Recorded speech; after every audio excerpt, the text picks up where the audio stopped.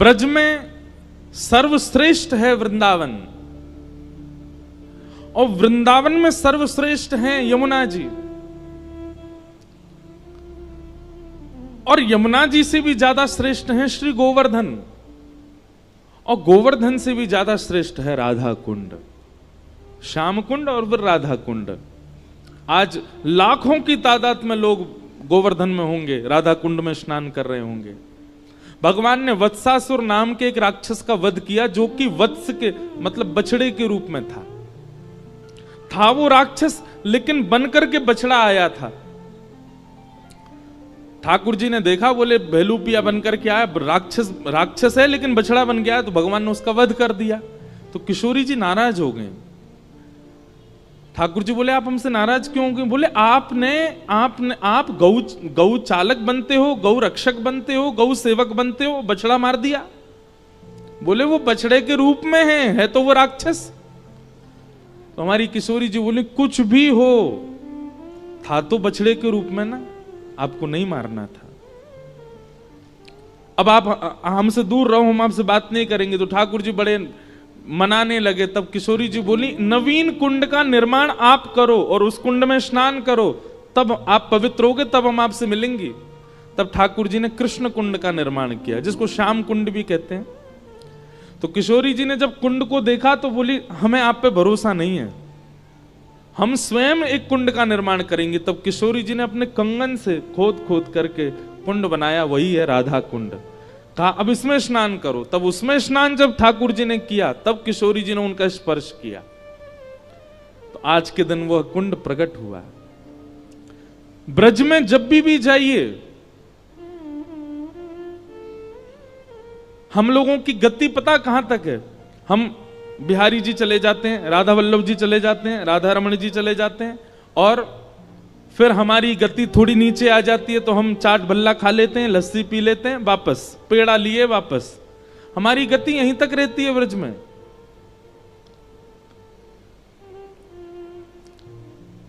बार बार ब्रज में एक ही स्थान मत जाइए। ब्रज बहुत विकसित है। ब्रज जब आपको स्वीकार करेगा तो अपने अंदरूनी रूप का दर्शन कराएगा। ब्रज में जब जाइए, गिरिराज जी की परिक्रमा जरूर करके आओ, श्री गोवर्धन नाथ जी को प्रणाम करके आओ। जिनको आप पूजने जाते हो वो उनके भी इष्ट हैं, ठाकुर जी भी उनको वंदन करते हैं, पूजते हैं। आपको पता है गिरिराज जी कैसे हैं? ये गौ आकार हैं, पूरा पर्वत गैया के रूप में है। वहीं रास्ते में जब आप परिक्रमा लगाते हैं तो राजस्थान पड़ेगा बीच में थोड़ी देर के लिए, पूछरी और जतीपुरा। तो उसका नाम पूछरी क्यों है? क्योंकि वहां गौ आकृति वाले श्री गिरिराज जी की पूंछ है। वो गौ के आकार में है ना गिरिराज पर्वत, तो वहां पूंछ है, इसलिए उसको पूछरी बोलते हैं। वहां पूछरी के लौठा विराजमान है, जिनकी हम रोज जय जयकार करते हैं, पूछरी के लौठा की। अब तो सबको याद हो गया। अरे एयरपोर्ट पे भी कई बार लोग जानकार मिल जाते हैं तो वो चिल्ला देते महाराज जी पूछरी के लौठा की हुप हुप प्यारे। अब बाकी सब देखते हैं ये क्या हो रहा है, ये क्या हुप हुप कर रहे हैं। पूछरी के लौठा कौन है? श्री हनुमान जी महाराज। महादेव ठाकुर जी से इतना प्रेम करते हैं, हमारे महाकाल भगवान श्री कृष्ण से इतना प्रेम करते हैं कि उनके प्रेम के भाव को स्वीकार करने के लिए अनेक रूप महादेव धारण करते हैं।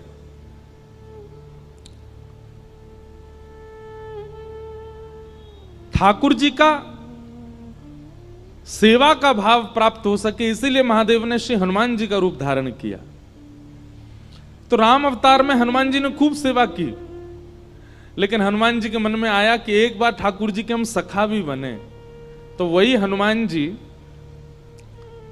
द्वापर में श्री कृष्ण के परम सखा बन करके आए, और गिरिराज जी में उनका स्थान है पूछरी के लौठा। तो वो क्या करते थे? ठाकुर जी गैया चराने गिरिराज जी पे जाते तो गैया चढ़ती थी, ठाकुर जी क्या करते थे? बोले पूछरी के लौटा हनुमान जी के पास जाकर के मल्ल युद्ध सीखते थे, कैसे मल्लों को परास्त करना है। तो श्री हनुमान जी ठाकुर जी को बैठा करके सिखाते थे कि बड़े बड़े मल्ल सामने आए तो उनसे कैसे कुश्ती करनी है, कैसे उनको पछाड़ लगानी है। जब भगवान ब्रज छोड़ करके जा रहे थे, सब ब्रजवासियों से कह के गए मैं परसों आ जाऊंगा, तो हनुमान जी भी आए। बोले अब कुश्ती सीखने नहीं आओगे? बोले नहीं, आपकी सिखाई कुश्ती से ही कंस को परास्त करने जाएंगे हम। बोले अब कब लौट के आओगे? बोले हम जल्दी आएंगे। तो बोले मैं कहां जाऊं? बोले आप गिरिराज जी पूछ रही पई विराजो, मैं जल्दी लौट के आऊंगा। आज भी पूछ रही के लौटा वहां प्रतीक्षा कर रहे हैं कि श्री ठाकुर जी आ रहे होंगे। इसलिए जो भी गिरिराज जी की परिक्रमा करने जाता है उनको जरूर प्रणाम करता है। श्री हनुमान जी महाराज वहां विराज रहे हैं।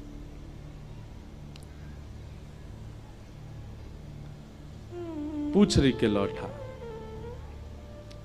गिरिराज जी में मुख्य स्थान जो है वो जतिपुरा में है। आपने कभी गैया का एक चित्र देखा है कि गैया बनी हो चित्र में और बछड़ा उसका दूध पी रहा हो तो गैया अपना मुख सीधा नहीं रखती, ऐसे घुमा के पीछे कर लेती है, उस वत्स को चाटती है, उस वत्स की ओर प्रिय भाव रखती है। तो उस समय आप चित्र में देखेंगे गैया का मुख बिल्कुल मध्य में आ जाता है। तो इसलिए जतिपुरा जो है वो मध्य स्थान है। मानो गिरिराज जी पीछे मुड़ करके श्री कृष्ण रूपी वत्स को स्नेह दुलार कर रहे हैं, इसलिए मुख्य स्थान गिरिराज जी में जतिपुरा है, उनको मुख्य स्थान माना जाता है।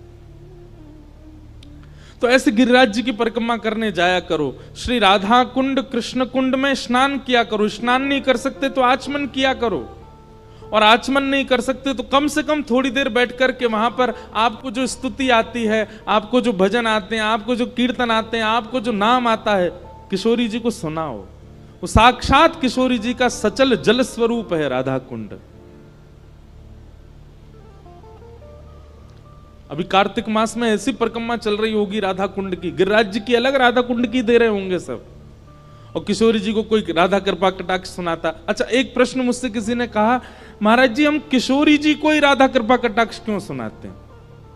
किशोरी जी का ही नाम किशोरी जी को ही क्यों सुना रहे हैं? वास्तविकता तो ऐसी है कि जब हम किशोरी जी का कोई भी गुणगान गाते हैं, हमारी भावना ऐसी है कि हम किशोरी जी को सुना रहे हैं, पर वो किशोरी जी नहीं सुनती, सामने बैठ करके श्याम सुंदर सुनते हैं। इसलिए ब्रज में सब राधे राधे क्यों कहते रहते हैं? किशोरी जी भी राधे राधे बोलती हैं, स्वयं अपना नाम ही किशोरी जी बोलती घूमती हैं पूरे कुंज में। निकुंज की लीला में वर्णन आता है कि किशोरी जी भी जब सखियों के बीच में बैठती हैं तो सब सखियों से कहती हैं कीर्तन करो। क्या कीर्तन करें? बोले श्री राधा यही कीर्तन करो। एक दिन ललिता विशाखा के चित्त में ये प्रश्न उठा, बोले किशोरी जी अपने नाम का ही कीर्तन करवा रही हैं। एक दिन जिज्ञासा बस पूछा कि आप अपने नाम का कीर्तन क्यों करवा रही हो? तब किशोरी जी कहती हैं, मैं जहां रहूं श्याम सुंदर आसपास ही छिपे बैठे रहें। अब कभी तो झाड़ीन में आ जाएं, कभी सरोवर में आ जाएं, कभी कुंड में आ जाएं, छुप के बेचारे अव्यवस्था में खड़े रहें, उनको सुख देवे के काजे मैं तुम सबंसों मेरो ही नाम उच्चारण करवाऊं, क्योंकि उनको सुनकर के सुख मिले। या हमारे किशोरी जी अपना नाम ही गाती हुई घूमती हैं, क्यों? क्योंकि श्याम सुंदर आसपास होंगे तो उनको सुख मिल रहा होगा। वृंदावन रस, वृंदावन प्रेम अलग है। हमारे ब्रज में कहते हैं, या जाने कहां गंवार, गंवारों को समझ नहीं आएगा वृंदावन का प्रेम। ऐसा वृंदावन ब्रजमंडल, उसको हम बारंबार प्रणाम करते हैं। आज कुछ भाव आए हैं। एक तो सनातन सेवा संस्था इस कथा में अपनी सेवा दे रहे हैं दिन रात एक करके। तो इस सनातन सेवा संस्था ग्रुप जो है, इनसे मैं मिला भी सबसे, ये मंदिरों को स्वच्छ करने का काम करते हैं, जगह जगह जाते हैं, जो भी मंदिर होते हैं उनको स्वच्छ करने का, स्वच्छकरण करने का इनका कार्य है। और ये देश का पहला ऐसा ग्रुप है जो इस प्रकार की सेवा कर रहे हैं। 4 लोगों से शुरू हुआ था, आज 1000 सदस्य हैं इसमें। एक बार इनके लिए खूब तालियां। ये लोग मंदिर स्वच्छ करते हैं और ब्लड डोनेशन का कार्य भी आप लोग कभी कभी शिविर लगाते हैं, पौधारोपण भी करते हैं। और ये सारे युवा बालक हैं, सनातनी इन्फ्लुएंसर ग्रुप व्यास मंच से इनको बहुत बहुत शुभकामनाएं। आप लोग ऐसे ही लगे रहिए। फिर किसी का प्रश्न आया है आज कि आपने कल कथा में चर्चा करी कि ना जाने कौन से गुण पर दयानिधि रीझ जाते हैं, लेकिन जिसमें कोई गुण ही नहीं हो तो क्या करे। आपने शायद दूसरे या तीसरे दिन की कथा हमारी नहीं सुनी। भगवान के 4 प्रकार के भक्तों के विषय में हमने बताया था, राजस, तामस, सात्विक और निर्गुण। जिन चारों का वर्णन करते हुए भगवान स्वयं कहते हैं कि मुझे सात्विक ठीक लगते हैं, राजस इतने प्रिय नहीं, तामसी बिल्कुल प्रिय नहीं। तब मैया ने पूछा आपके सबसे प्रिय कौन है? तब भगवान कहते हैं निर्गुण, जिसमें कोई गुण ही नहीं है, जो केवल मुझसे प्रेम करता है। ना उससे भोजन बनाना आता, ना उससे नृत्य करना आता, ना उससे गाना आता, ना उससे सजना आता, ना उससे सवरना, बस मुझसे प्रेम करना आता। और प्रेम गुण नहीं है, प्रेम स्वभाव है। और प्रेम स्वभाव जिसका है उसमें कोई गुण आए ना आए, प्रेम स्वभाव में आ गया ना तो सारे गुण उसके अंदर दिखने लग जाते हैं। प्रेमी व्यक्ति जो होता है ना, उसके चेहरे की आभा प्रभा, उसकी वाणी, उसके शब्दों का चयन, उसके नेत्रों का मटकना, सब कुछ इतना आकर्षक लगता है। आप अगर कोई गुण युक्त नहीं हो, यह बात अपने मन से निकाल दीजिए कि ठाकुर जी गुण देख करके ही प्रेम करते हैं। यदि गुण देखा होता तो श्री हनुमान जी महाराज श्रीमद् भागवत में कहते हैं, हम लोग तो बानर हैं, हमारा ना तो रूप अच्छा, ना हमारी वाणी अच्छी, ना हमारी चाल चलन अच्छी, लेकिन फिर भी राम जी हमको अपना मित्र मानते हैं। ठाकुर जी को गुण ही देखना होता तो 33 कोटि देवता, सुंदर देवताओं की सेना लेकर के युद्ध करने जाते रावण से, बानरों की सेना लेके क्यों गए? इस बात का प्रमाण है कि ठाकुर जी गुण नहीं देखते, ठाकुर जी प्रेम देखते हैं। प्रेम गुण नहीं है, प्रेम स्वभाव है। फिर आपने आगे कहा, वैसे तो हम उत्तर दे ही चुके हैं, अब उत्तर यही है, अब इससे आगे हम क्या पढ़ें। अब भाव अच्छा है आपका। आप कह रहे हैं आगे कि जैसे रामायण जी में फुलवारी प्रसंग में आप संतों से सुनाएं। अच्छा, एक बात और हम क्लियर करना चाहते हैं। आज भी जब हम मंच पे आ रहे थे तो मंच संचालक बोले, परम पूजनीय संत श्री इंद्र, भैया हम संत नहीं हैं, हम भागवत के वक्ता हैं और सदगृहस्थ परंपरा में हैं। वैसे तो संत का मतलब यह नहीं होता कि जो विरक्त हो उसी को संत कहा जाता है। श्रीमद् भागवत में संत की परिभाषा भगवान कपिल बताते हुए कहते हैं, जिसके अंदर 5 लक्षण हो उसको संत कहा जाता है। सबसे पहला लक्षण वहां बताया गया सहनशीलता, दूसरा लक्षण बताया गया करुणा, तीसरा लक्षण बताया गया सबका हित चाहने वाला, चौथा लक्षण बताया गया अजात शत्रु, किसी से शत्रुता ना मानने वाला, और अंतिम लक्षण बताया कम बोलने वाला। ये 5 लक्षण जिसमें हो वो पैंट भी पहनता है तो संत है। लेकिन फिर भी किसे संत कहना चाहिए ये थोड़ी सी आपको भाव देखना चाहिए, कौन संत है। होने को तो कोई भी संत स्वभाव से होता है, पर फिर भी उसके व्यक्तिगत रूप से उसको हम संत नहीं कह सकते, सब संत नहीं है। तो फिर आप कह रहे हैं कि आप सबसे सुना है कि ठाकुर जी पुष्प चुनते हैं, कलियों को छोड़कर आगे बढ़ जाते हैं। लेकिन वैष्णवाचार्य श्री लखनलाल जी ने कलियों का मुकुट बनाकर ठाकुर जी का श्रृंगार किया। अब देखो, आप यहां पर कह रहे हैं कि ठाकुर जी पुष्प चुनते हैं, कलियों को छोड़ते हैं। हमारे वृंदावन में आओ, ठाकुर जी तुलसी ही पहनते हैं, और तुलसी पुष्प नहीं है, तुलसी कली है।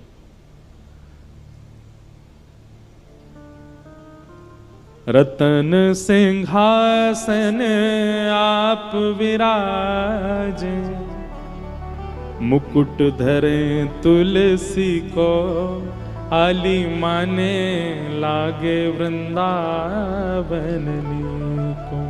मीराबाई कह रही हूं, रतन सिंहासन आप विराजे, रतन सिंहासन आप विराजो, मुकुट धरे तुलसी को, आली माने लागे वृंदावन को। लागे वृंदावन नीको आली माने। दूसरी बात, पुष्प केवल उतनी देर ठाकुर जी अपने पास रखते हैं जितनी देर वो खिला हुआ है। जैसे मुरझा जाता है तो सेवक को आज्ञा कर देते हैं अब इसको दूर करो, पर तुलसी जी का नियम है कि वो मुरझाने के बाद भी, एक बार अर्पित करने के बाद भी धो करके दोबारा चढ़ाई जा सकती है। और यही महादेव के साथ भी है। महादेव को भी पुष्प चढ़ाते हैं लोग, पर महादेव को अति प्रिय क्या है? विल्लो पत्र। और विल्लो पत्र का भी नियम है आप धो के दोबारा चढ़ा सकते हो, पुष्प को धो के दोबारा नहीं चढ़ा सकते आप। तो पुष्प कौन है? गुणयुक्त भक्त। और कलियां कौन है? निर्गुण भक्त। निर्गुण भक्त जितनी बार चाहो ठाकुर जी उसको स्वीकार कर लेंगे, पर गुण वाले को तो ठाकुर जी कभी कभी गुण लेने के लिए लेते हैं, फिर उसके बाद उसको फिर किनारे कर देते हैं। तो इसलिए गुण होना अति अनिवार्य नहीं है। तो आपने कहा लखनलाल जी कलियों का मुकुट बनाकर ठाकुर जी का श्रृंगार कर दिया, जय जय। आप कृपा करके कोई युक्ति बता दीजिए जिससे संत प्रसन्न हो जाएं, भक्त प्रसन्न हो जाएं। कोई त्रुटि हो तो क्षमा करना, आपका भाव। हमने सारे उत्तर प्रश्न बोलते बोलते ही दे दिए हैं, इनका पालन करो, निर्गुण हो जाओ, जरूरी नहीं है। और सबसे बड़ी बात बताएं बंधुओं, आपके पास यदि कोई गुण है तो अधिकतर यहां जितने भी लोग बैठे हैं लगभग अपनी आयु के बहुत श्रेष्ठ समय को आप सब देख चुके हो। अब तक आप सारे गुण संसार को प्रकट करके दिखा चुके हो, संसार को प्रभावित कर चुके हो। अब इस कथा के दक्षिणा रूप में एक चीज दे दीजिए कि कल से अपने सारे गुण ठाकुर जी को प्रस्तुत करो। आपको गाना आता है, ठाकुर जी को गा के सुनाओ। आपको नृत्य करना आता है, ठाकुर जी को नृत्य करके दिखाओ। आपको भोजन बनाना बहुत अच्छा आता है, तो कोई माताएं भोजन बनाना जानती हैं तो सबसे पहले पति या पुत्र के लिए बनाती हैं, पर अब ठाकुर जी के लिए बनाओ। अब आपके पास जो सद्गुण हैं भी वह संसार के लोक रंजन के लिए नहीं, ठाकुर जी की प्रसन्नता के लिए प्रस्तुत करो। हम तो कितने सारे बच्चे ऐसे हैं जो जुड़े हुए हैं कथाओं से, अधिकतर सब बच्चे ही हैं। कोई एमबीबीएस की पढ़ाई कर रहा है, कोई चार्टर्ड अकाउंटेंट बना हुआ है, कोई अलग अलग फील्ड्स में सब काम कर रहे हैं। तो वो लोग पूछते महाराज जी हम सेवा कर, मैंने कि एक काम करो, खूब अच्छी पढ़ाई करके जिस फील्ड में भी आप वो श्रेष्ठ बन जाओ और आकर के फिर ब्रज की सेवा करो। जैसे दो बालिकाएं हैं, उनको तो वो डॉक्टर बनने वाली हैं, उन्होंने ब्रज में जगह ले ली, अब वहीं क्लिनिक खोलेंगी और बोली महाराज जी हम ब्रजवासियों की तो 10 रुपए सेवा लिया करेंगी, बाहर वालों के 200 रुपए लिया करेंगे। मैंने कहा हाँ ऐसी चलाओ, इससे आपकी ब्रज सेवा हो जाएगी। ब्रज की सेवा करो, तीर्थों की सेवा करो, धामों की सेवा करो, वैष्णव संतों की सेवा करो। देखो बड़े बड़े शहर तो अपने आप विकसित हो ही रहे हैं, बड़े बड़े शहरों में सब अपने आप विकसित हो रहा है। अब आवश्यकता है हमारे तीर्थों को, हमारे धामों को, उनको विकास नहीं चाहिए पर वहां सब कलियां होनी चाहिए। सुंदर सुंदर डॉक्टर्स भी हों, अच्छे अच्छे अकाउंटेंट्स भी हों, अच्छे इंजीनियर्स भी हों, और वो अपनी विद्या का प्रकार धाम के उत्थान में लगाएं। प्राचीन अयोध्या कैसा था उसको अपनी आधुनिकता से प्रकट करें। इस प्रकार की भावना कभी कोई मन में, अब हमारे वृंदावन जाओ, हम ब्रजवासी हैं, वृंदावनवासी हैं, हमने यमुना जी का आचमन ना जाने कितने वर्षों से नहीं किया होगा, हम पी नहीं सकते। यमुना जी का जल हाथ में लो, इतने कीड़े उसमें, कैसे पान करें, बहुत कष्ट होता है। शास्त्र कहते हैं ठाकुर जी सारी लीला यमुना तट पर करते हैं, पर हमने यमुना तट छोड़ा कहां है वृंदावन में। नर्मदा जी जैसे कलकल करती बहती हैं, बहुत सुख मिलता है। गंगा जी को जब देखते हैं तो बहुत सुख मिलता, पर यमुना जी को देख के इतनी पीड़ा होती है।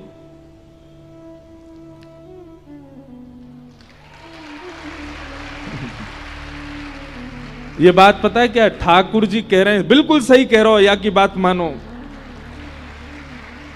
ठाकुर जी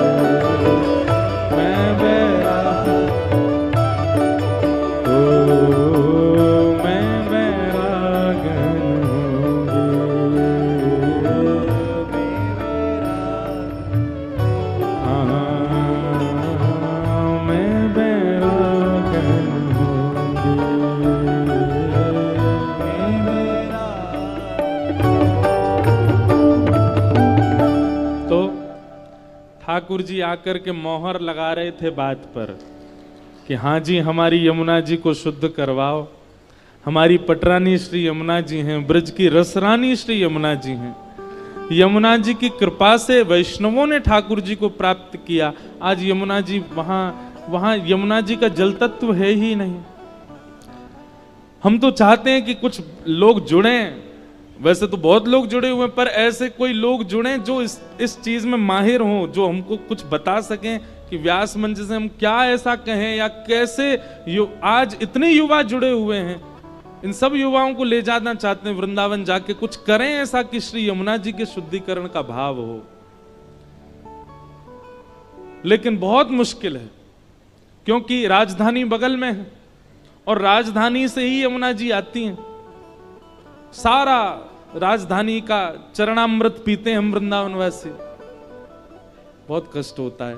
फिर भी जो शुद्धि लोग हैं, जो किसी भी रूप में अपनी राय देना चाहते हैं, कल व्यास मंच पर हमारे आने से पहले अपने पत्र भेज दीजिएगा, तो हम पढ़ेंगे और अपना नंबर और वो सब भी देना। फिर हम कुछ ना कुछ प्रकल्प करना चाहते हैं कि श्री यमुना जी के लिए कुछ हो, क्योंकि ब्रज में बाकी सबका उत्थान हो रहा है लेकिन यमुना जी का नहीं हो रहा है।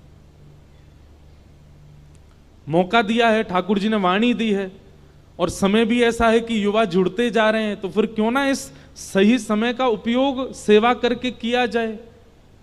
कथा सुनना हमारी एक प्रायोरिटी है, यहां से हम भक्ति भाव सीख रहे हैं, पर सेवा के लिए हम केवल ठाकुर जी के विग्रह को सजाएं धजाएं, लीला, वो सब एक भाव है, पर धाम की सेवा हो कैसे भी।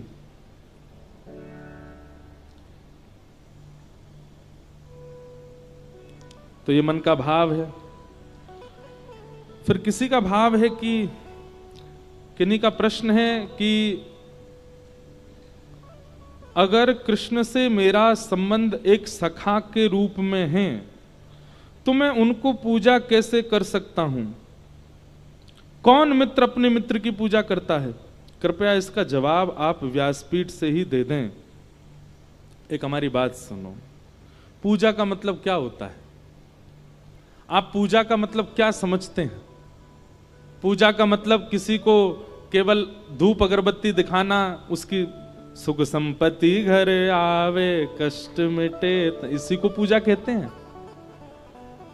आप घंटी तो हिलाते हैं, पूजा तो करते हैं, अर्चना तो करते हैं, पर अपने आराध्य के प्रति प्रीति नहीं है तो आपकी पूजा तामसी है।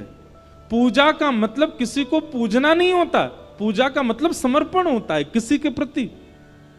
और ये आपका सखा के प्रति भी हो सकता है, मित्र के प्रति भी हो सकता है, पत्नी के प्रति भी हो सकता है, पति के प्रति भी हो सकता है, माता पिता के प्रति भी हो सकता है, गुरु के प्रति भी हो सकता है। कल एक ने मुझसे प्रश्न भी किया, कल रात को एक बालिका ने, कि महाराज जी लोग आपको पूछते हैं, आप उनको मना क्यों नहीं करते? अब हम मन में ये सोचें कि भाई कौन सी पूजा कराई? पूजा तो खैर नहीं कराते कभी भी, लेकिन हाँ लोग माला तो पहनाते हैं, लोग वंदन तो करते हैं, पांव हम छूने नहीं देते। कल तो हमारे पांव में ऐसा कट मारा किसी ने, ऐसे नाखून गाड़े, बताओ आपको हंसी आ रही है? हमारे खून ने करे आए हो, आप हंस रहे हो। तो कोई पसंद थोड़ी है, कोई चाहते थोड़ी है कि सब पूजा करें, पर किसी के प्रति समर्पण आ जाना, और समर्पण जब आता है ना तो फिर व्यक्ति चाहता है कि मैं इनको कुछ दे दूं। अब वो कुछ और तो दे नहीं पाता तो पुष्प ही ले आता है, कोई चित्र बना लाते हैं बच्चे हमारे, कैसे हाउ बिलाऊ चेहरा बना के लाते हैं। कभी कभी देखने में लगता है कि मैं इतना भयानक भी हूं लेकिन आप सबके भाव को प्रणाम, आप लोग तो भाव से ही बनाते हो। हमारी माता जी बहुत परेशान है क्योंकि पूरा घर चित्रों से ही भर गया है, इतने चित्र बन गए हैं, और कभी कभी तो मैं खुद देख करके आश्चर्य में पड़ जाता हूं, क्योंकि कोई राका डॉन से कम नहीं लग रहा होता कई चित्रों में तो।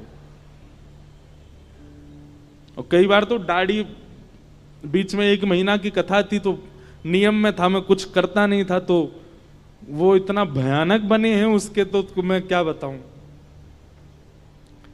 तो पूजा का मतलब समर्पण होता है।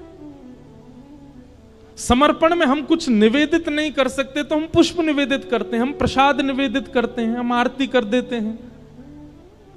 आप सखा को भी समर्पण के भाव से उसकी पूजा ही कर रहे हो।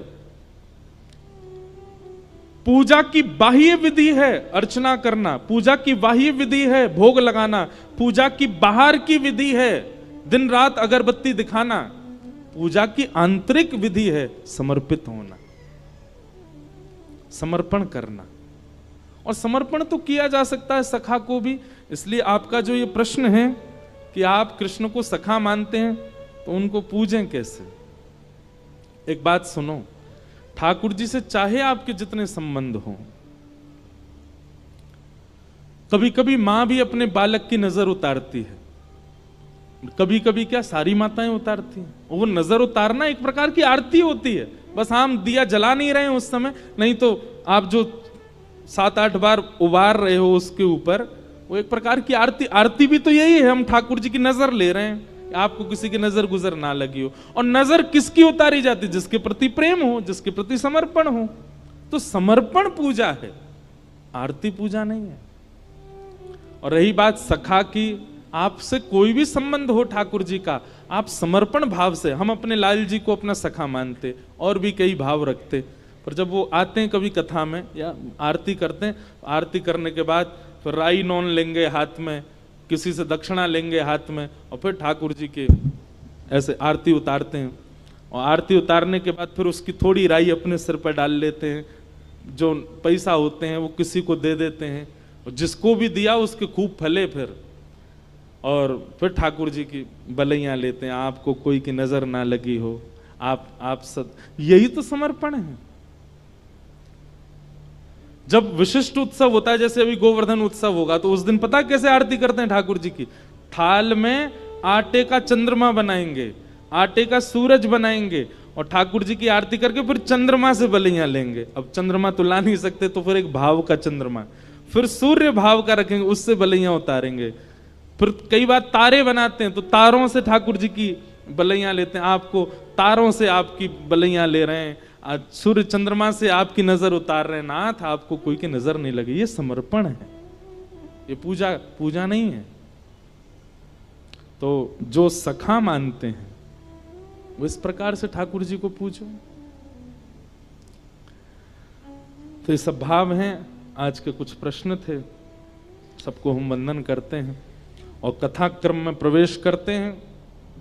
कल कथा 1 बजे प्रारंभ होगी और ठीक 4 बजे विश्राम होगी, इसलिए आप सब लोग कल का विशेष ध्यान रखना, समय से आ जाइएगा और हम यहीं से आपको प्रणाम करके प्रस्थान कर जाएंगे। बोलो बाल कृष्ण लाल की। अच्छा, एक भाव और, आज एक बहन मिलने आई थी सुबह, उन्होंने मुझसे एक बहुत अच्छी जिज्ञासा की कि महाराज जी आप मंच से थोड़ा सा इस बात पर प्रकाश डालें कि श्री ठाकुर जी के चित्रों को लोग अखबारों में निकालते हैं या पन्नों में, पेजों में निकालते हैं, वस्त्रों पर भी निकालते हैं, तो कम से कम उसका भाव बिगड़ता है। आप अखबार में भी नवरात्रि में रोज 9 दुर्गाओं का आता है प्रथम पृष्ठ पर ही, कभी कभी झाल मुड़ी खाने जाओ तो वो ही पृष्ठ में मूड़ी डाल के आपको दे दी जाती है। अब इसके 2 उत्तर हैं। पहला उत्तर, हरि व्यापक सर्वत्र समाना। हरि यदि सब जगह व्यापक है, आप इस बात को स्वीकार करोगे तो फिर कुछ नहीं कर पाओगे। सब जगह है, इस कालीन में भी है, माइक में भी है, पंडाल में भी है, पृथ्वी में भी है, सब जगह है। पर वो व्यापक सब जगह है, लेकिन संसार की क्रिया क्रियान्वित करने के लिए हमको चलना ही पड़ेगा, हमको कालीन पे बैठना ही पड़ेगा, उसके लिए हम और कुछ नहीं कर सकते। हाँ, ये हरि की गोद ही है, हम इसी में ही खेल रहे हैं। लेकिन प्रकट रूप से अगर आप कहीं ठाकुर जी का चित्र देते हैं अखबारों में, शादी के कार्डों में, वस्त्रों पर, तो ये बंद होना चाहिए, नहीं होना चाहिए। ठाकुर जी का चित्र नहीं होना चाहिए, क्योंकि जब ठाकुर जी का चित्र गलत स्थानों पर पड़ा रहता है तो फिर उसके प्रति बड़ी मन में भावना उत्पन्न होती है। अब क्या करें। अब बेचारे एक परिवार है, उन्होंने तो घर में कार्डों को भी मंदिर में सजा रखा, क्यों सब में भगवान है, इतने सारे भगवान जी आ गए एक संग घर में। अखबारों को भी सजाते जा रहे हैं, क्योंकि हर अखबार में, अब देखो उसी अखबार में अगले पृष्ठ पर कोई बहुत गंदी खबर भी छपी हुई है और उसी पर ही यहाँ ठाकुर जी का चित्र भी लगा है, वो दोनों एक संगी जुड़े जुड़े एक सगर, तो कहीं ना कहीं भाव बनता है। तो इसका भी थोड़ा व्यास मंच से हम कहते हैं कि नहीं हो। भगवान का नाम अंकित कर दिया जाए, ठाकुर जी के बारे में कुछ बता दिया जाए, पर चित्र ना दिया जाए। ऐसे स्थानों पर, ऐसे ऐसे व्यवस्थित जगहों पर जहां पर चित्रों को फेंक दिया जाता है। पता है कि एक दिन का ही है अखबार पढ़ने का क्रम, 10 मिनट बाद वो अखबार रद्दी है। ऐसे अखबारों में या ऐसे कार्डों में, शादी कार्डों में ठाकुर जी का चित्र नहीं हुआ। एक ये भाव था। अब चलिए कथा क्रम में प्रवेश करते हैं। बोलो गिरिराज धरण की, नख पे धार लियो गिरिराज, नाम गिरधारी पायो है। गिरधारी पायो है, नाम बनवारी पायो है। नख पे धार लियो गिरिराज, नाम गिरधारी पायो। अभी भोपाल आने से पहले शरद उत्सव था गिरिराज जी में, 4 दिन की कथा थी। तो शरद पूर्णिमा वाले दिन एक भाव मन में आया, वैसे मैं कहता ही हूं इस भाव को, कि व्यक्ति जब भार की वस्तु उठाता है, बहुत सावधानी से सब लोग इधर देखो, जब आप कोई भारी वस्तु उठाते हैं तो आपने घुटने भी मुड़ जाते हैं, आपकी कमर भी झुक जाती है, आपका मुंह भी जो है आपस में बंद हो जाता है और आप टेढ़े मेढ़े से हो जाते हो। पर हमारे ठाकुर जी गिरिराज जी बिल्कुल सीधा उठाया है इन्होंने, ये बिल्कुल टेढ़े नहीं हुए गिरिराज जी उठाने में। ठाकुर जी गिरिराज जी कैसे उठाते हैं? कभी श्रीनाथ जी का दर्शन करो, दोनों पाम सीधे, कमर भी सीधी, छाती भी सीधी, मुख भी सीधो, केवल हाथ ऊपर करके ठाकुर जी ने गिरिराज जी उठाए, बिल्कुल टेढ़े नहीं हुए। और 40-50 ग्राम की, 100 ग्राम की बंसी उठावे में पामू टेढ़े कर लिए, कमरों टेढ़ी कर ली, मुख भी टेढ़ो कर लियो, और बिल्कुल बांके है गए। क्यों? कल वाली बात पुनः दोहराऊं, प्रभाव और स्वभाव। श्री गिरिराज धारण करने में ठाकुर जी का प्रभाव दिख रहा है, ऐश्वर्य दिख रहा है, और ऐश्वर्य पर ज्यादा ठाकुर जी का प्रकाश नहीं होता, इसलिए ठाकुर जी सहज भाव से खड़े हो गए। लेकिन वंशी धारण ठाकुर जी स्वभाव युक्त होकर के करते हैं। वंशी धारण ठाकुर जी सबको अपनी ओर बुलाने के लिए करते हैं, सबको आकर्षित करने के लिए करते हैं, सबके चित्त में प्रेम प्रवाह के लिए करते हैं। तो वहां ठाकुर जी छोटी सी वंशी को धारण करने के लिए 2 भुजाओं का प्रयोग करते हैं, अपनी अधर पर उसको सुलाते हैं, पाम ठाकुर जी के त्रिभंग हो जाते हैं, कमर भी टेढ़ी हो जाती है और ठाकुर जी मंद से झुक जाते हैं, मानो जैसे कितना भार पड़ रहा हो। तो भार नहीं पड़ रहा है, प्रेम के आगे ठाकुर जी नतमस्तक हो रहे हैं, प्रेम के आगे ठाकुर जी त्रिभंगी हो रहे हैं। इसलिए ठाकुर जी वंशी ऐसे धारण करें, गिरिराज जी बिल्कुल सीधे धारण करते हैं। हम लोग उल्टे हैं, हम लोग प्रभावशाली भाव को ज्यादा प्रकाशित करते हैं और अपने स्वभाव को गौड़ रख लेते हैं, स्वभाव को गोपनीय कर। और आजकल तो बड़ा, जब से सोशल मीडिया का टाइम आया तब से अलग हो गया है। अब व्यक्ति स्वभाव को भी प्रभाव में ला करके प्रकाशित कर देता है। दया, दान गुप्त करने वाले भाव हैं, पर वो भी सब प्रकाशित करते हैं, उसको लोग प्रकाश में ले आते हैं, सेवा को लोग प्रकाश में ले आते हैं। हम अपने गिरधर लाल जी का नित्य चित्र नहीं डालते कहीं पर भी, बहुत कभी कभी मन हुआ तो डाल देते हैं। क्यों? अरे हमारे निज ठाकुर जी हैं, निज हमारी संपत्ति सबको क्यों दिखाएं रोज? हाँ, कोई दर्शन करने आए तो आके कर जाओ, पर रोज क्यों दिखाएं ठाकुर जी?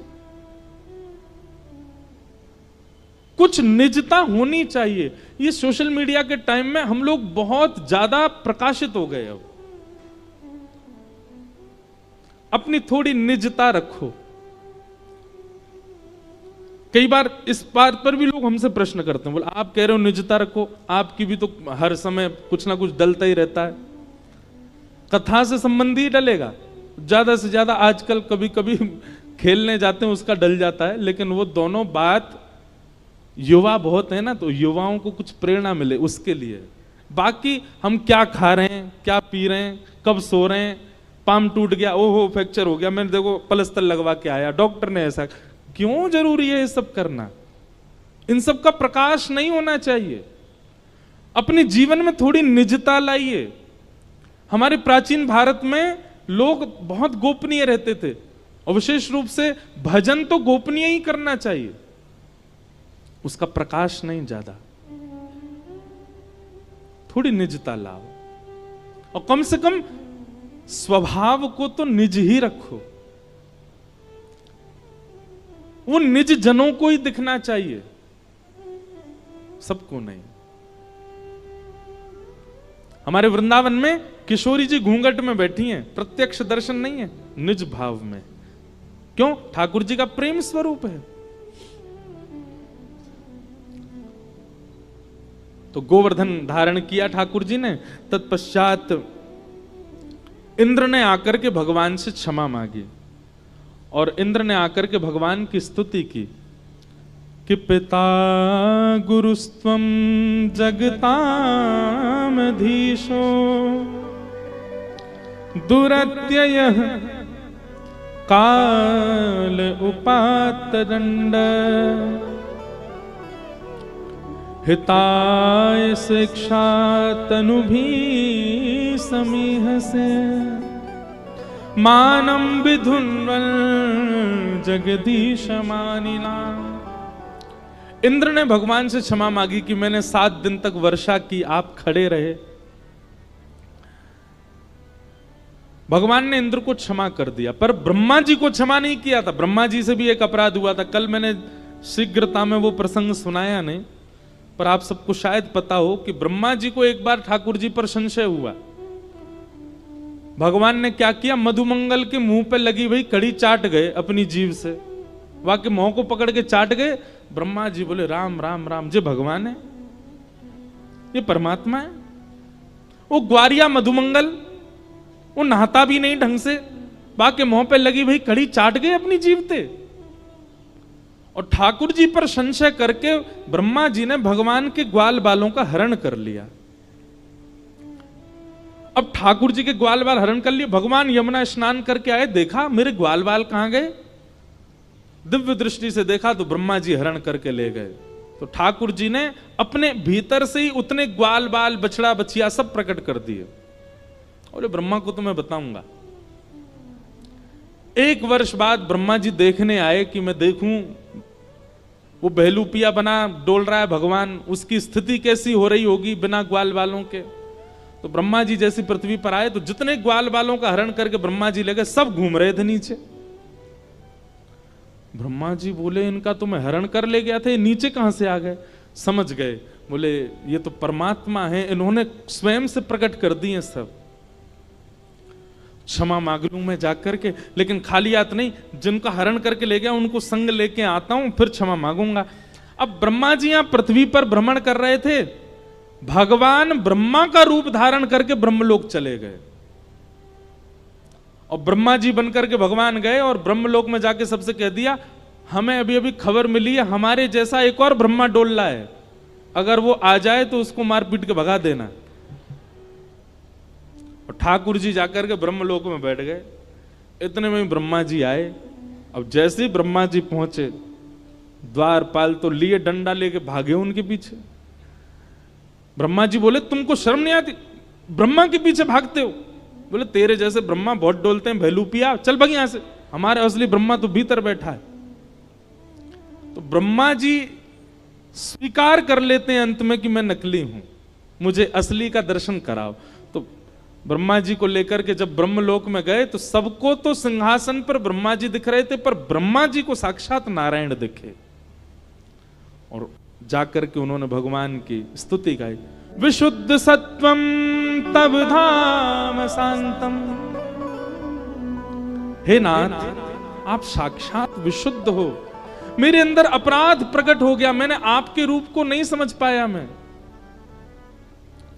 आपके भाव को नहीं समझ पाया, मुझे क्षमा कर दो। ब्रह्मा जी ने खूब लंबी स्तुति गाई, पर ठाकुर जी ने उनको क्षमा नहीं किया।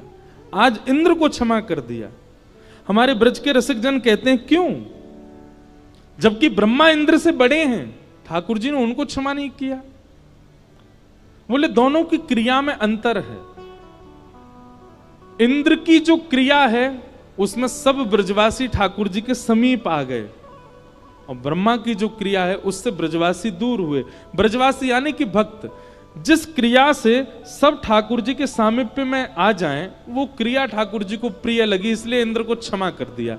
लेकिन ब्रह्मा ने तो ठाकुर जी के वैष्णव जनों को दूर किया, इसलिए ठाकुर जी ने उनको क्षमा नहीं किया। इंद्र को आज ठाकुर जी ने क्षमा किया, और इसी समय भगवान का नाम पड़ा क्या? इंद्रेश। इंद्रस्य ईश्वरः इति इंद्रेशः। जो इंद्र के स्वामी हैं, इंद्र को भी अपना दास बनाते हैं, उनका नाम पड़ा फिर इंद्रेश। और यहीं से हमारे पिताजी ने हमारा नामकरण किया इंद्रेश। और एक बात देखो, यह भी एक संयोग है कि हम रामानुज संप्रदाय के, हमारे इष्ट सामने बैठ के कथा सुनते हैं, शंख चक्र गदा पद्मधारी नारायण, पर हमारी सेवा के ठाकुर जी गिरधर लाल। और वो गिरधर कौन है? वही तो इंद्रेश है। इंद्र के ईश कब बने? जब गिरिराज जी धारण किए। तो ये एक कोई, वो एक पंक्ति में गाता हूं ना कथा में, कई जन्मों से बुला रहे हो, कोई तो नाता जरूर होगा, नजरों से नजरें मिला न पाऊं, मेरी नजर का कसूर होगा, तुम ही तो मेरे माता पिता हो, तुम ही तो मेरे बंधु सखा हो, कितने रिश्ते तुम संग मेरे, कोई तो रिश्ता जरूर होगा। एक बात प्रमाणित मान लीजिए, आपको कथा अगर 7 दिन में, हम कह रहे हैं 7 दिन में 3 घंटा की कथा में 1 मिनट भी आपका मन कथा में लग गया हो, और वो 1 मिनट की कथा में आपके रोंगटे खड़े हो गए हो, वो 1 मिनट में आपके नेत्र सजल हो गए हो, मन को अत्यंत आह्लाद हो गया हो, तो यह बात स्वीकार कर लीजिए कि आपका पूर्व संबंध ठाकुर जी से कुछ तो है, जो आपको वो बात प्रिय लग गई, वो भाव प्रिय लग गया, वो क्षण प्रिय लग गया। कैसे? हमने ठाकुर जी को देखा तो है नहीं, हम ठाकुर जी से मिले तो है नहीं, ठाकुर जी से कभी हमारा संवाद तो हुआ नहीं, फिर यह कथा इतनी प्रिय क्यों लगती है? वृंदावन जाकर के वह धाम क्यों प्रिय लगता है? वृंदावन के वैष्णव संत जनों को देखकर के उनके सामने सब समर्पित करने की इच्छा क्यों प्रकट हो जाती है? वृंदावन के प्रसाद को लेते समय कंठ इतना आनंद में क्यों आ जाता है? कथा सुनते सुनते नेत्र सजल क्यों हो जाते हैं? संबंध तो है ठाकुर जी से। कोई अपराध हमसे छोटा सा बन गया होगा, जिसके कारण ठाकुर जी ने पुनः मानव बना करके भेज दिया, और आज मानव बनकर के हम अपनी क्रियाओं को क्रियान्वित कर रहे हैं। पर जब कथा सुनी, जब सत्संग सुना, जब किसी संत रसिक की वाणी सुनी, तो वाणी सुनकर के मन आह्लादित हो गया, मानो हम तो भूल गए कि हमारा पूर्व संबंध क्या था ठाकुर जी से, पर हमारी चेतना को याद है, हमारी आत्मा को स्मृति है कि नहीं, ठाकुर जी से कुछ तो संबंध है, कोई तो भाव है। तो निश्चित ही हम कोई ठाकुर जी के पूर्व के सेवक रहे होंगे, हम ठाकुर जी तक तो कहां हमारी गति पहुंची होगी। दासानुदासो भवतास्म भूय, ठाकुर जी के सखाओं के जो दास रहे होंगे, उनके दासों के दास जो रहेंगे, उनके दासों के दासों के किसी के दास तो रहे होंगे। कोई अपराध के कारण ठाकुर जी से विलग हो गए, पुनः जन्म हुआ, परंतु इस जन्म को सार्थक कर दिया, और हम मानते हैं कि हमारा जन्म सार्थक हो रहा है। क्यों? हम जो सेवा कर रहे हैं ये ठाकुर जी ने दी है। बस हम एक ही आशीर्वाद मानते हैं ठाकुर जी से, या के अलावा हमसे कोई काम बने ही नहीं पाए, बाकी सब काम में हम फिसड्डी रह जाएं, बस कथा हमसे हो पाए, और कोई काम के नहीं रहे। बस नाथ जीवन भर, जब तक श्वास है, जब तक वाणी है, जब तक जीवन है, जब तक प्राण है, तब तक ये कथा करते रहें, बस अपने जन्म को सफल कर दें इस कथा के माध्यम से। तो संबंध सबका है ठाकुर जी से प्राचीन।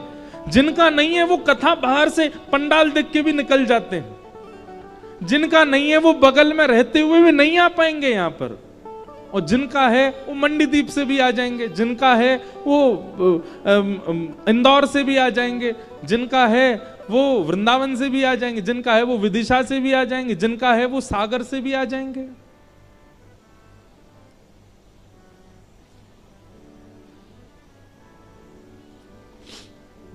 ये बात निश्चित है कि आप अपनी इच्छा से प्रेम ठाकुर जी से नहीं कर सकते, किसी के बताने से आपको प्रेम नहीं होगा ठाकुर जी से। ठाकुर जी के प्रति प्रेम होगा कब? जब ठाकुर जी आपको प्रेम भरी दृष्टि से देख लेंगे। ठाकुर जी चाहेंगे तो ही उनसे प्रेम हो सकता, नहीं तो नहीं।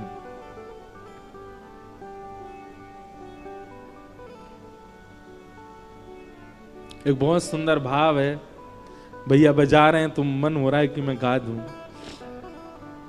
मुझको राधा रमन कर दो ऐसा मगन,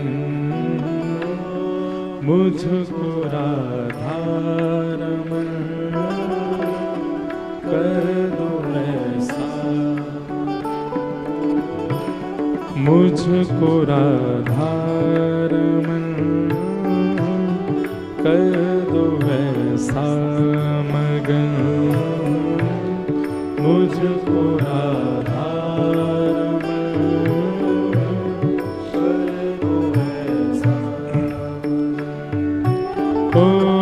रटू मैं तेरा नाम यूं आठों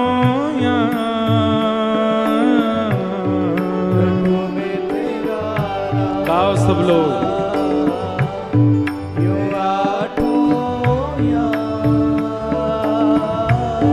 रटू मैं तेरा नाम यूं आठों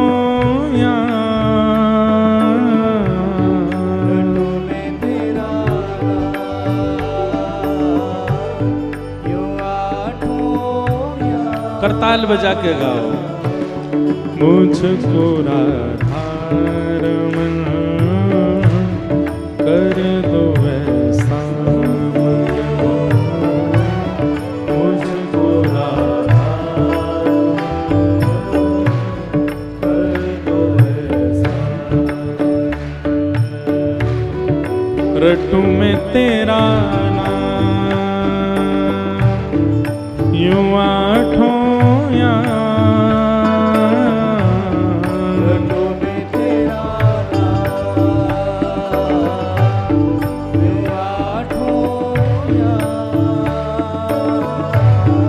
रटू मैं तेरा नाम यूं आठों रटू मैं तेरा नाम यूं आठों मुझको राधा रमन कर दो ऐसा मगन,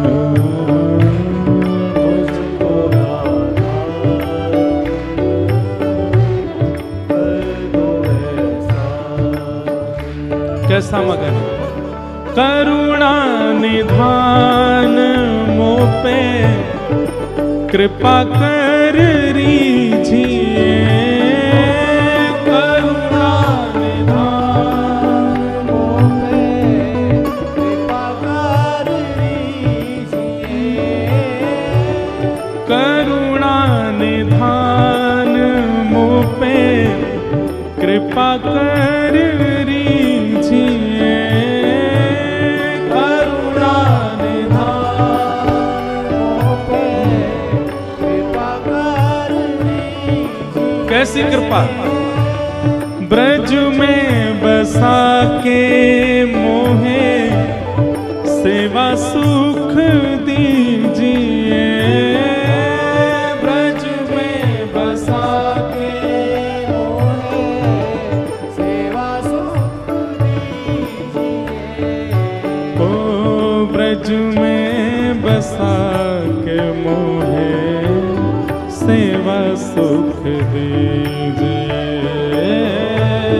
ब्रज में बसा के मोहे सेवा सुख दीजिए। और प्रेम से भर दो मन,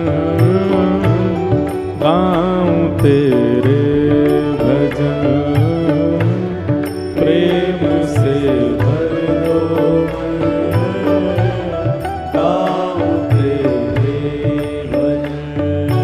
ओ रटूं मैं तेरा नाम, यूं आठों याम, तुम्हें तेरा नाम, यूं आठों याम, तुम्हें तेरा नाम, यूं आठों याम।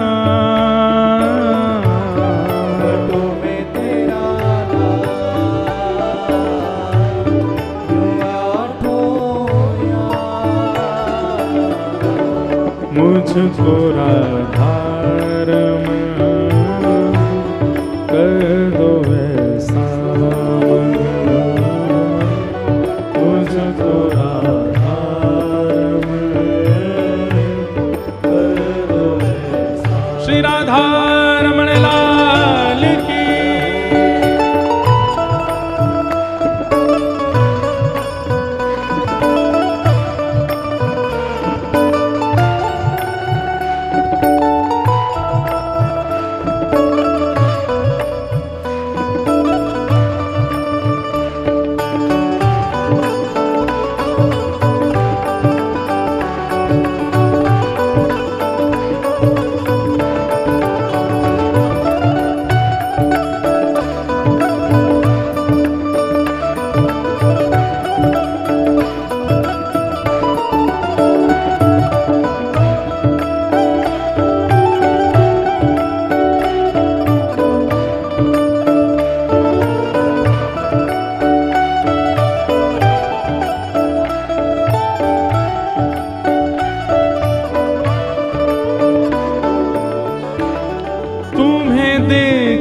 जीऊं तुम्हें देख मर जाऊं मैं, तुम्हें देख जीऊं तुम्हें देख मर जाऊं मैं।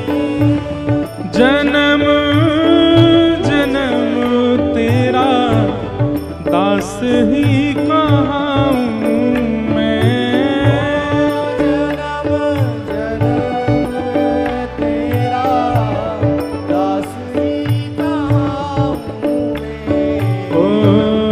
जन्म जन्म तेरा दास है कहाऊं मैं, जन्म जन्म तेरा दास है कहाऊं।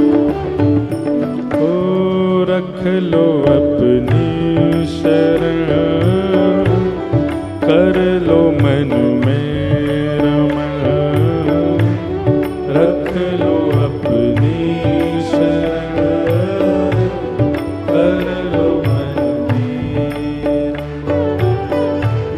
रटूं मैं तेरा नाम,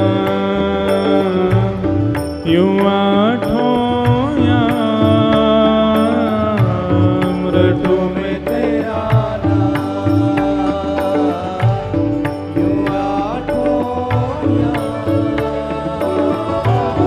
रटूं मैं तेरा नाम, यूं आठों याम, रटूं मैं तेरा नाम, यूं आठों याम। मुझको राधारमण कर दो ऐसा मगन, मुझको राधारमण कर दो ऐसा मगन, ओ मुझको राधारमण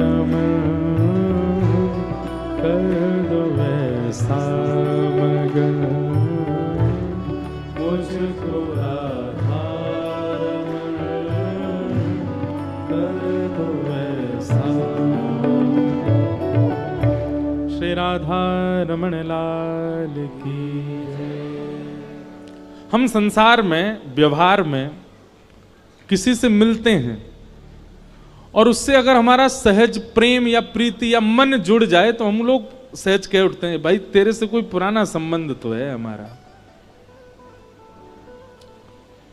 कोई व्यक्ति विशेष, चाहे वो सखा के रूप में आवे, चाहे वो गृहिणी के रूप में आवे, चाहे वो कोई नहीं तो कथा में बैठे हैं तो बगल में बैठा वाला व्यक्ति श्रोता है, कथा में ही मिले हैं, लेकिन उसके प्रति भी वो सहज एक संबंध जैसा अनुभव होता है तो हम सहज कह उठते हैं कि हमारा कहीं पूर्व का संबंध तो नहीं। तो ठाकुर जी के प्रति भी जब आपका यह स्नेह प्रेम बढ़ता है ना, तो वहां भी इस बात को लागू कीजिए। आप कोई तो थे ठाकुर जी के समय पर।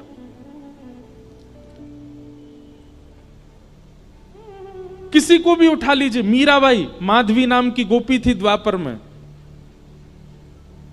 सूरदास श्री उद्धव जी महाराज, आपको पता है उद्धव जी ही सूरदास बनकर के आए हैं। क्यों? क्योंकि ठाकुर जी के निभृत निकुंज में किसी का प्रवेश नहीं है, केवल ठाकुर जी और किशोरी जी लीला कर रहे थे। ललता विशाखा द्वार रोक करके खड़ी हैं कि कोई भीतर ना जाए, तभी उद्धव जी महाराज आ गए। उद्धव जी भगवान के सखा। तो उद्धव जी महाराज जैसे ही भीतर प्रवेश करने लगे, ललता विशाखा ने रोका। सब लोग बहुत ध्यान से सुनो। बोले ठाकुर जी निवृत्त निकुंज में बैठे हैं, यहां किसी का प्रवेश नहीं है। उद्धव जी बोले निवृत्त निकुंज हो या कोई सी निकुंज हो, हमारा प्रवेश सब जगह। ललता विशाखा बोली उद्धव अपनी द्वारिका में चलाना या मथुरा में चलाना, ये वृंदावन में नहीं चलेगी तुम्हारी। वृंदावन में सखियों की चलती है, हमारी इच्छा से ठाकुर जी पाते हैं, हमारी इच्छा से सोते हैं, हमारी इच्छा से चलते हैं। उद्धव जी बोले ठाकुर जी को अगर पता चल गया ना कि द्वार पर उद्धव आया है, अपनी सब लीला वीला छोड़ के आ जाएंगे बाहर, इतना प्रेम करते हैं मुझसे। ललता विशाखा बोली वो सबसे ऐसे ही स्नेह बांध देते हैं, सबको ऐसा ही लगता है कि वो सबसे ऐसे ही प्रेम करते हैं, पर ऐसा कुछ नहीं है। वो ब्रज के लिए उनका अलग ही भाव है। उद्धव जी बोले देखिए मेरा समय खराब मत करो, मुझे भीतर जान दो। ललता विशाखा ने मना किया। उद्धव जी हठ पूर्वक निकुंज में प्रवेश कर गए। तो सखियों ने उनको शाप दे दिया, बोले जा तो जाओ, तुम हठ पूर्वक जा रहे हो भीतर, लेकिन हमारा शाप है कि तुम नेत्रहीन हो जाओगे, कुछ नहीं दिखेगा तुमको भीतर। उद्धव जी भीतर चले गए और भीतर जाकर के जब उन्होंने देखा तो निकुंज दिख रहा है, यमुना जी दिख रही है, सेज दिख रही है, ठाकुर जी की आवाज सुनाई दे रही, पर ठाकुर जी नहीं दिखे। तो उद्धव जी महाराज ठाकुर जी क्या, मुझे आप दिख क्यों नहीं रहे हो? बोले उद्धव ये सखियां सामान्य गोपियां नहीं है, ये गैया चराने वाली, गोबर थापने वाली, दूध निकालने वाली, इनको तुम सामान्य गोपी मत समझो। ये वेद की ऋचाएं हैं, ये दंडकारण्य वन के संत हैं, कितनी तपस्या करके गोपी बन करके आई हैं। और इनकी बात सत्य है, निवृत्त निकुंज में किसी का प्रवेश नहीं है इनकी आज्ञा के बिना, और तुम चले आए। ठाकुर जी मैं तो देखे ही नहीं पा रहा। बोले कोई बात नहीं, अब इसका लाभ कलयुग में तुमको जीवों को देना है, तुम ही सूरदास बन के आओगे। नेत्र नहीं होंगे, पर बिना नेत्र के भी मेरी उन लीलाओं का दर्शन करोगे जो नेत्र वाले भी नहीं कर पाए, और उन लीलाओं को लिख करके तुम पूरे जग को मेरे भाव से आस्वादित कराओगे। वही उद्धव जी सूरदास बन के आए। स्वामी श्री हरिदास जी महाराज ललिता जी के अवतार, ललिता जी थी। विशाखा जी हरिराम व्यास बन करके आए। हितरिवंश महाप्रभु पूर्व में वंशी हैं ठाकुर जी के।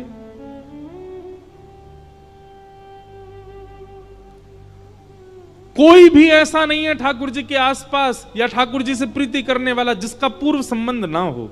और यह आज भी लागू है ये बात, चाहे मैं हूं चाहे आप हो। हां हम इतने समीप के नहीं रहे होंगे, पर हां कभी तो ठाकुर जी को देखा होगा या कुछ ना कुछ संबंध तो हमारा रहा होगा, तभी इस जन्म में हमको ठाकुर जी प्रिय लग रहे हैं।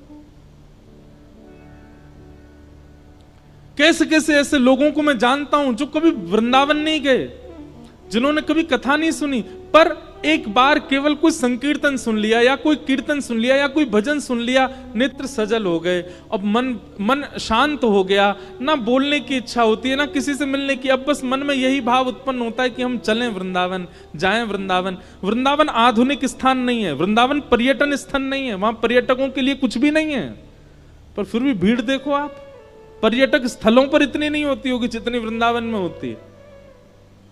सब भाव से जाते हैं। इसका मतलब क्या है? ठाकुर जी से कोई तो संबंध है। भगवान ने इंद्र को क्षमा किया, आगे भगवान की लीला बढ़ी और एकादशी व्रत की महिमा बताई गई। कितने लोग एकादशी करते हैं?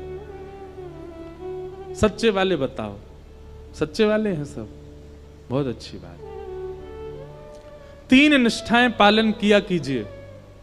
कृष्ण भक्त, सबसे पहले तुलसी निष्ठा, तुलसी धारण करो।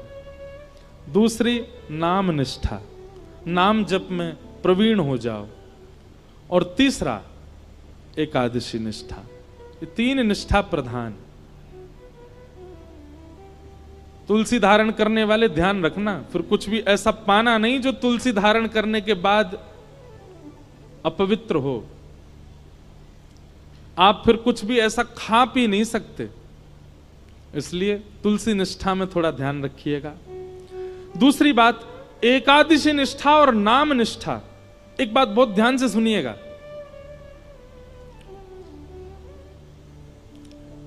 व्रत में भार का अनुभव जैसे ही होता है ना, व्रत टूट जाता है। आप व्रत करते समय अगर मन में ये विचार करते हैं, आज तो एकादशी है,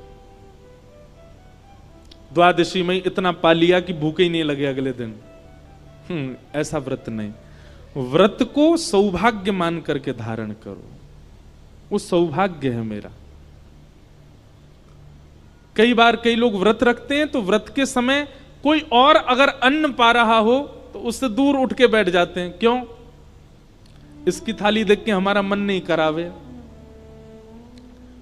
आप किसी की थाली देख के जब आपका मन करता है तो भी व्रत टूट जाता है। एकादशी के प्रति ऐसी भावना होनी चाहिए कि वो आपका सौभाग्य है, आप उसको राजी राजी खुशी होकर के उत्सव मना करके एकादशी करते हैं। आज हमारे ठाकुर जी के लिए हमने व्रत रखा है। एकादशी के दिन अन्न में पाप का निवास होता है, इसलिए अन्न सेवन नहीं करना चाहिए। और चावल तो पूर्ण अन्न होता है, इसलिए चावल तो बिल्कुल ही नहीं खाने चाहिए। वृद्ध लोग, बालक और बीमारों को छूट है, लेकिन वह भी केवल रोटी पाएं, चावल नहीं पाएं। दूसरी बात, एकादशी यदि आप रखते हैं और एकादशी के दिन कोई धाम का प्रसाद लेकर के आपके घर आ जाता है, तो प्रसाद के प्रति यह भावना मत रखो आज तो एकादशी हम कल पाएंगे। नहीं, आपकी एकादशी प्रसाद से ऊंची नहीं है। अगर कोई प्रसाद लेकर के आया और प्रसाद में अन्न है, कोई धाम का प्रसाद लेकर के आया, आसपास के मंदिर का भी अगर आया है तो उसको भी प्रणाम कर लो, पर धाम का यदि प्रसाद आया है तो धाम के प्रसाद के साक्षात गोविंद आए आपके घर, उनको आपको तुरंत स्वीकार करना चाहिए। अब लोग इसमें कहते हैं उसमें भी तो अन्न है। देखो, प्रसाद वस्तु नहीं है, प्रसाद अन्न नहीं है, प्रसाद प्रसाद है। दोष अन्न में होता है, प्रसाद में नहीं। अब लोग आगे इसमें अब और भी भावना कर सकते हैं, हम अपने घर के ठाकुर जी का भोग लगा देंगे तो वो भी तो प्रसाद बन गया, तो पा ही सकते हैं हम उसको। पर कहीं ना कहीं आप उसको अपनी ऊर्जा के लिए पा रहे हो ना, आप उसको पूर्ण रूपेण प्रसाद समझ करके तो नहीं पा रहे। आप घर में भी जो भोजन करते हैं वो ऊर्जा के लिए करते हैं, और ऊर्जा के लिए किया गया भोजन होगा, वो प्रसाद नहीं है। हाँ, आपने ठाकुर जी को निवेदित करके पाया है। घर के ठाकुर जी को प्रसाद, यदि वैसे तो एकादशी पर भी ठाकुर जी को तो अच्छे पकवान ही पवाने चाहिए, पर उसका भी आप तिनका ले सकते हो। ऊर्जा संचार के लिए, अपने देह के स्वास्थ्य के लिए और जो भी क्रियाओं के लिए जो आप पा रहे हो, उसमें आपको व्रत ही रखना चाहिए। एकादशी व्रत भगवत प्राप्ति का एक बहुत श्रेष्ठ साधन है, उसको करना चाहिए। तत्पश्चात अब आगे रास पंचाध्याय प्रारंभ हो रहा है। सब लोग बिल्कुल अब सावधानी से बैठो। श्रीमद् भागवत का प्राण धन श्री रास, जो अभी निकल करके गई शरद पूर्णिमा, वही प्रसंग है, पर हम ज्यादा विस्तार ना करके उसको भी सूक्ष्म में ही कहेंगे। भगवान पिता रात्रि शरदोत्फुल्ल मल्लिका विक्षरन्तुं मनश्चक्रे योगमायामुपाश्रित। ब्रज की जितनी भी गोपियां हैं बंधुओं, ये दिखने में एक गोपी है, एक शरीर है, एक मानव है, परंतु अंतरंग आत्मा जो है वो सदा सर्वदा से भगवत प्राप्ति करने वाला कोई वैदिक संत है, जो कब से प्रतीक्षा कर रहा है भगवत प्राप्ति के लिए। सतयुग, त्रेता, द्वापर, 3 युग जिन्होंने भगवत प्राप्ति के लिए व्यतीत कर दिए तप में, ठाकुर जी ने कृपा करके द्वापर में उनको गोपी बना करके प्रकट किया, ताकि उनको ठाकुर जी वह सुख दे सकें जो 3 युगों में उन्होंने तप करके नहीं भोगा है। ब्रज के गोपी भाव को समझना बहुत मुश्किल है। लोग बाग उसको सामान्य स्त्री पुरुष का प्रेम समझ लेते हैं और यहीं पर दोष उत्पन्न हो जाता है। जन्म जन्मांतर, कल्प कल्पांतरों से लगी हुई यह सब गोपियां, ये कोई ऋषि हैं पूर्व जन्म की, जो कितने जन्मों से तप कर रही हैं, तब जाकर के इनको सौभाग्य मिला कि ब्रज की गोपी बन करके आई। और सबसे बड़ी बात, 3 वर्ष के ठाकुर जी को देख करके 90 वर्ष की गोपी के हृदय में प्रेम उत्पन्न हो रहा है। इसको आप सामान्य स्त्री पुरुष प्रेम जन्य नहीं मान सकते। ये काम प्रेम नहीं है, ये काम वर्धक प्रेम नहीं है, ये काम नाशक प्रेम है।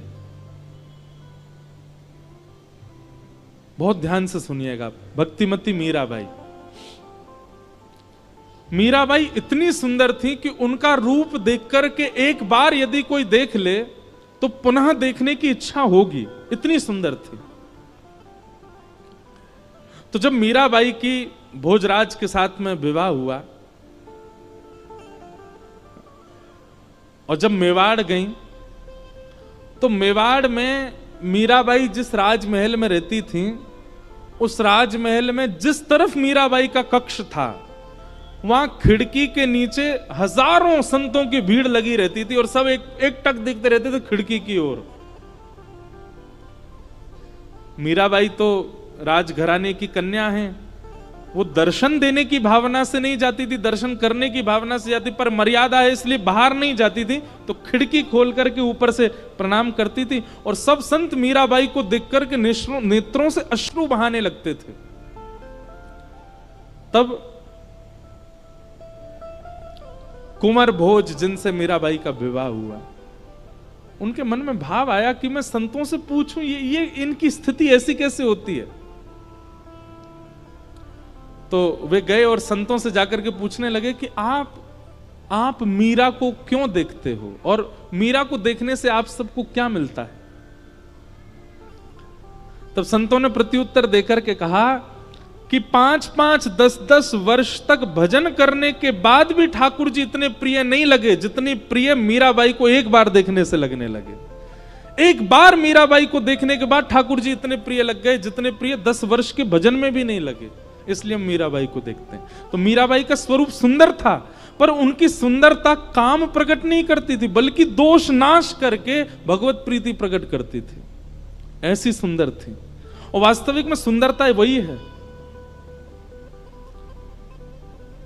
एक बात हमें बताइए, किसी वस्तु विशेष को देख करके आपके मन में पाप प्रकट हो, वह वस्तु कितनी भी अच्छी हो, वह शुद्ध नहीं है। जिस वस्तु, व्यक्ति या फिर स्थान को देख करके आपके चित्त में पुण्य प्रकट हो, ठाकुर जी प्रकट हो, वो सुंदर है, वो श्रेष्ठ है। वो सौंदर्य कैसा, वो रूप कैसा, वो यौवन कैसा, जिससे काम प्रकट हो। रूप तो वो जानो, सौंदर्य तो वो जानो, आकृति तो वो जानो जिसे देखने से वो ना दिखे, ठाकुर जी दिखे, वो ना दिख करके ठाकुर जी के प्रति प्रेम बढ़े। ब्रज की गोपियों को ठाकुर जी प्रियतम दिखते हैं अपने, और ठाकुर जी को देखने से उनके विकार नष्ट होते हैं। इससे ये बात उनको सिद्ध हो जाती है कि सामान्य बालक नहीं है, साक्षात परमात्मा है, साक्षात परब्रह्म है। इसलिए भगवान के रास में आने वाली गोपियों की आयु आबाल वृद्ध बनेता, छोटी से छोटी बालिका और वृद्ध से वृद्ध मैया भी ठाकुर जी के संग रास में है।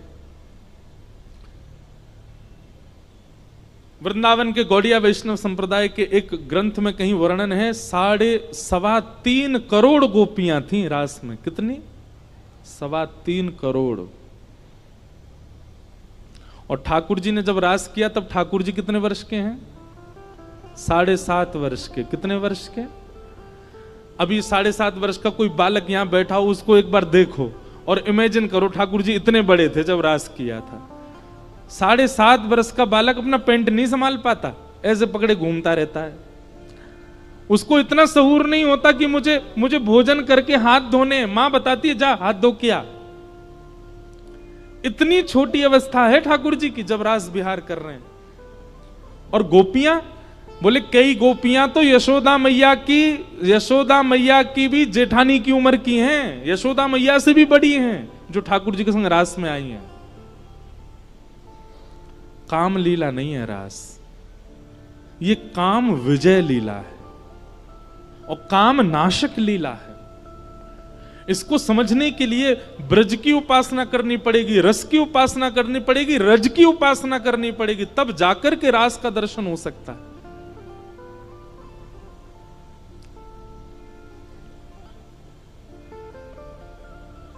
आज शरद पूर्णिमा का चंद्रमा जैसे उदित हुआ आकाश में, भगवान ने टेर बजा करके वंशी में सब कृष्ण प्रेम में उन्मुक्त गोपियों को बुलाया, और सब गोपियां जिस कार्य में हैं यथावत वहीं उस कार्य को छोड़ करके भागी ठाकुर जी से मिलने के लिए। कोई श्रृंगार कर रही है, कोई पति को भोजन करा रही है, कोई बालक को दूध पिला रही है, कोई वस्त्र धारण कर रही है, कोई स्नान करके आई है, कोई केस संवार रही है। तो मतलब अगर केस संवार रही है और कानों में ध्वनि वंशी की आ रही है, तो ये नहीं सोच रही है कि मैं केस व्यवस्थित करके फिर जाऊं। जितने केस व्यवस्थित हो गए उतने केस व्यवस्थित हैं, बाकी के अव्यवस्थित केसों में ही भाग रही है ठाकुर जी के प्रति। एक आंख में काजल लगाया, दूसरी में लगाया ही नहीं है, ठाकुर जी की वंशी धनी आ गई, इतने में ही भाग रही है ठाकुर जी के प्रति। कोई अपने बालक को भोजन करा रही है, लेकिन बीच अवस्था में ठाकुर जी पुकार रहे हैं, तो वो आधी अवस्था में ही बालक को दूध पिवा करके भाग रही है। एक बहुत सुंदर भाव है इस भाव के ऊपर।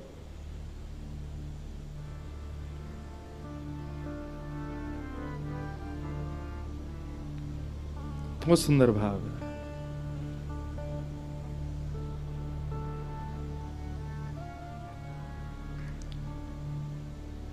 मुरली सुनत भई मती अति बौरी, मुरली सुनत भई मती अति बौरी। ब्रज भाषा के शब्द। बौरी मतलब अपने अपने कंट्रोल में नहीं है गोपियों की मति। ग्रह ग्रह ते कारज तज अपने, ग्रह ग्रह ते कारज तज अपने, निकस चली मगदारी, निकस चली मगदारी, मुरली सुनत भई अति बौरी, मुरली सुनत भई अति बौरी। नयन सिंदूर मंग अंजत है, नयन सिंदूर श्रवण बिजोरा साजे,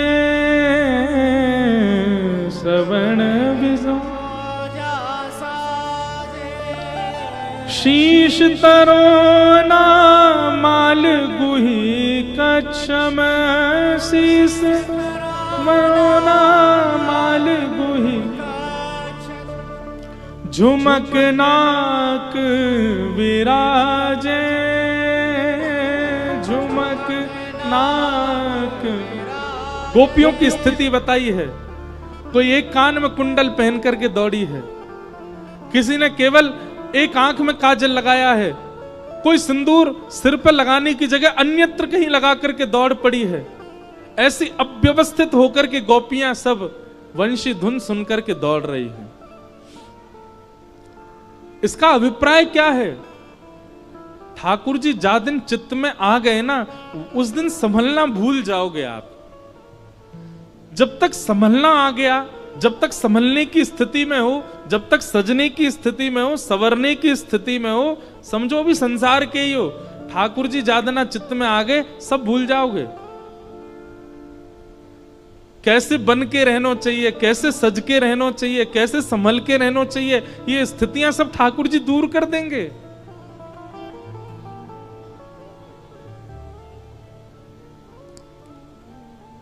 वो पद जिस पर आप इतने आनंदित हो रहे हैं, वो पद की गहराई सुनिए ना। बाला मैं बैरागण होंगी, क्यों? जिन भेषा मारो सांवरो रीजे, मैं सो ही भेष धरूंगी। बाला मैं बैरागण होंगी। ठाकुर जी जीवन में आते हैं तो आप अपने तन को प्रायोरिटी नहीं देते कि मुझे ऐसे पहन करके रहना है।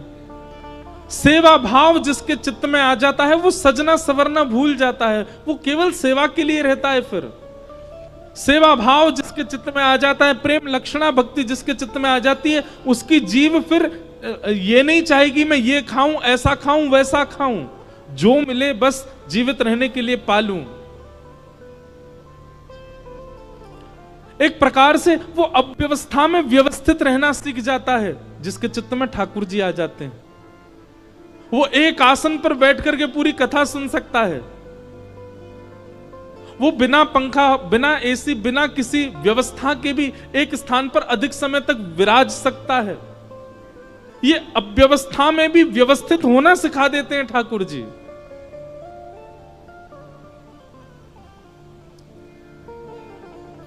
गोपियां सब दौड़ी और अव्यवस्थित स्थिति में जा रही हैं।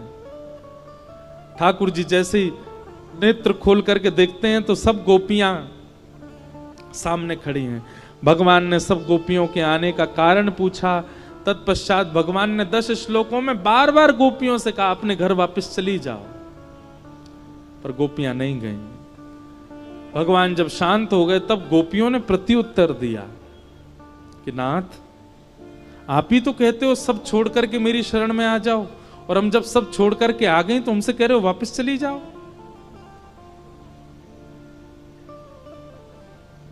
हमें व्यभिचारिणी मत समझिएगा नाथ। हमारा प्रेम ऐसा नहीं है कि हम आपको बाध्य करें कि हमसे मिलो, हमसे बात करो, हमें दिखो या हमें देखो। हमारा प्रेम ऐसा नहीं है। तत्सुखे सुखित्वम।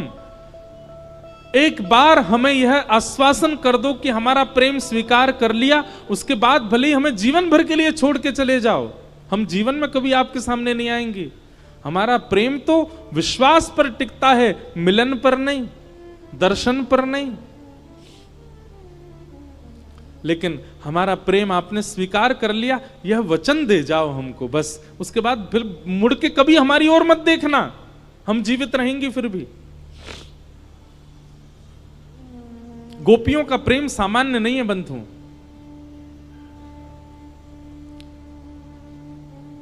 उद्धव जी महाराज जब वृंदावन जाते हैं तो गोपियां कहती हैं उद्धव, वृंदावन से मथुरा इतना दूर नहीं है कि हम कृष्ण से मिल नहीं सकती, दिन में 2 बार जाके मिलके आ सकती हैं, पर हमारा प्रेम हमको अनुमति नहीं देता। हमारा प्रेम ऐसा नहीं है कि हम जबरदस्ती जाएं और जाकर के नित्य उसका दर्शन करें। बिना दर्शन के भी कृष्ण मन कृष्ण धन, कृष्ण ही हमारो मन, रोम रोम में कृष्ण विराजमान है उद्धव। हमारा प्रेम ऐसा नहीं कि हम उनसे मिलें या उनको यहां खींच के लाएं या बार बार अपने एहसान बताएं, हमने उनके लिए ऐसा किया और तुम हमें छोड़ के चले गए। हमारा प्रेम ऐसा नहीं है उद्धव।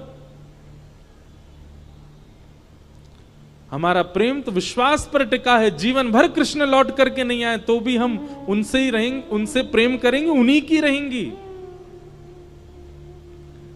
नारद भक्ति सूत्र में नारद जी कहते हैं प्रेम कैसा, बोले ब्रज की गोपियों जैसा, यथा ब्रज गोपिका नाम।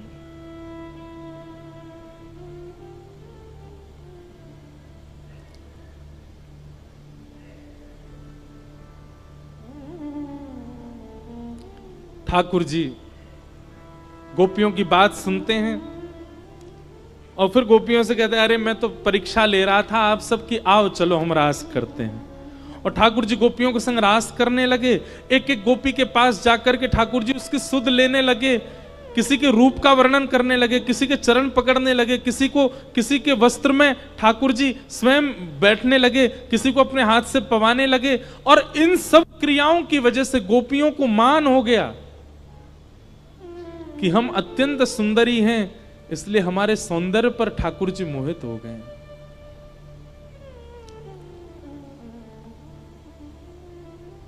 बंधुओं, एक बात मेरी बहुत ध्यान से सुनिएगा। हम इतनी भक्ति करते हैं, इतना भजन करते हैं, इतना नाम जप करते हैं, इतनी कथा सुनते हैं, इतनी सेवा करते हैं, फिर भी ठाकुर जी प्रकट क्यों नहीं हो रहे हैं? क्योंकि कहीं ना कहीं ठाकुर जी को यह चिंता है कि मेरे प्राकट्य से इसके चित्त में यह मान ना आ जाए कि मैंने ठाकुर जी को प्रकट कर दिया।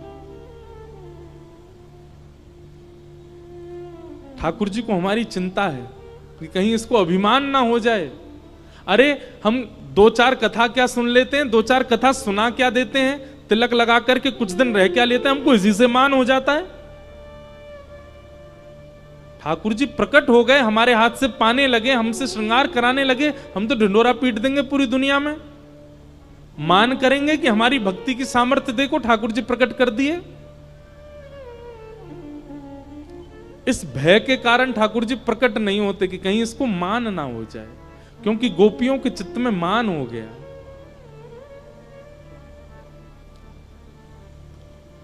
और जैसे ही मान हुआ, ठाकुर जी सर्वांगीण गोपियों के मध्य से अंतर ध्यान हो गए।